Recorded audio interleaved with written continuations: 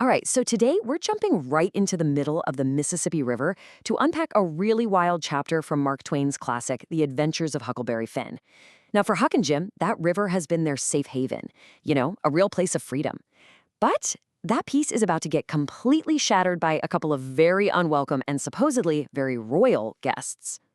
I mean, just put yourself in Huck's shoes for a second. You've escaped this terrible, abusive life, and you've linked up with Jim, who's running from slavery. For a little while, this raft is everything. It's your own little floating kingdom of freedom. And then, bam, one morning, two guys come tearing out of the woods, dogs nipping at their heels, desperate for a getaway. The peace? Officially over. It's like the very world they were trying to escape just climbed right on board. So, who in the world are these two guys who just crashed Huck and Jim's sanctuary? Well, they're on the run, that's for sure. But as Huck and Jim are about to find out, what they're running to is a whole new dimension of trouble. Okay, so you've got one guy who's young and one who's old. They don't even know each other, but you can tell they immediately clock a kindred spirit. They're both professional tricksters. And what's so amazing is how they immediately start performing. These guys aren't just con men, they're actors. And this little raft has just become their new stage. And this is where it all gets seriously theatrical. Because these two, they're not just your average criminals. Oh, no. They claim to have much, much grander identities, and they don't waste a single second letting their new captive audience know all about their so-called noble blood. The younger guy goes first. He puts on this huge, sorrowful show, and he even manages to squeeze out a few tears. He claims he's the real Duke of Bridgewater, and that his wicked uncle stole his title and all his money back in England. So now he says he's been reduced to this, a poor soul in dirty clothes. And, of course, he tells Huck and Jim that from now on, they have to call him my lord. Well, the older guy sees this performance, and you can just see him thinking, hold my beer. He basically scoffs at the Duke and declares that he is the one, the only, the true king of France. The Dauphin, he calls himself, the long-lost son of Louis XVI and Marie Antoinette who somehow escaped his tragic fate. His story is way more dramatic, way more important. And what's so brilliant here is the one-upmanship. This is a full-on lying contest. The Duke's story? It's a classic tale, a stolen inheritance. But the King's story? That's a world historical tragedy. This isn't just a scam. It's a battle between two master storytellers, each trying to make sure he's top dog on the raft. So now that they've sorted out their royal pecking order on the raft, it's time to take the show on the road. For their first big collaboration, they head to a little town called Pokeyville to test their scams on some unsuspecting folks on shore. They float into town on a Sunday, and what do they see? The perfect mark, a super passionate religious meeting. The preacher's yelling, people are singing, the emotional energy is through the roof. For a con artist like the King, this isn't a church service, it's a gold mine.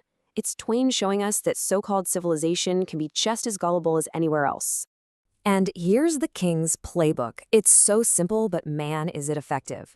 First, you find a crowd that's already worked up. Then you spin this incredible sob story. He was a pirate for 30 years. After that, you give them a noble cause. He needs money to go back to the Indian Ocean and save his old pirate buddies. And finally, you pass the hat and watch the money just pour right in. And the performance is just wow. The King is shouting, he's crying, telling everyone he's a changed man, and the crowd absolutely eats it up.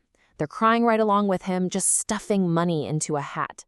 The preacher is praising him as the truest friend of pirates, and the prettiest girls in town are even giving him kisses. He plays them like a fiddle. It's a masterful and pretty cynical look at how a good story can totally overpower a willing audience. So what's the grand total from this incredible performance? $87. Now, you have to remember, for that time and place, that was a huge amount of money. A small fortune, all collected in just a few minutes from a bunch of good people who thought they were helping a poor, reformed sinner. But this whole chaotic episode isn't just about a couple of con artists. It serves a much bigger purpose in the story. It's really about what Huck sees and the incredibly important lesson he learns about people, about lies, and about what it takes to survive. And this is where we see just how sharp Huck is. While Jim is totally impressed and the townspeople are completely fooled, Huck sees these two for exactly what they are. He says it himself. Of course, they were not dukes or kings, I knew that. They were bad men. Huck's built-in BS detector is just ringing off the hook.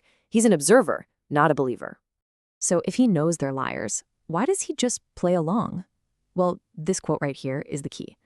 Huck has this deeply practical way of looking at the world, something he says he learned from Dad. To survive, you don't start fights you know you can't win. Stuck on a tiny raft with two dangerous men, the smartest move is to play their game, call them my lord, and just keep the peace. And that really leaves us with the big idea of this chapter. Huck makes a conscious choice here. He chooses to put up with evil just to keep himself safe. And it brings up a really tough question that goes way beyond this book. When you're confronted by powerful, dishonest people, is it always better to fight back? Or is it sometimes just smarter to survive? It's a dilemma that really defines Huck's character and his incredible journey down that river.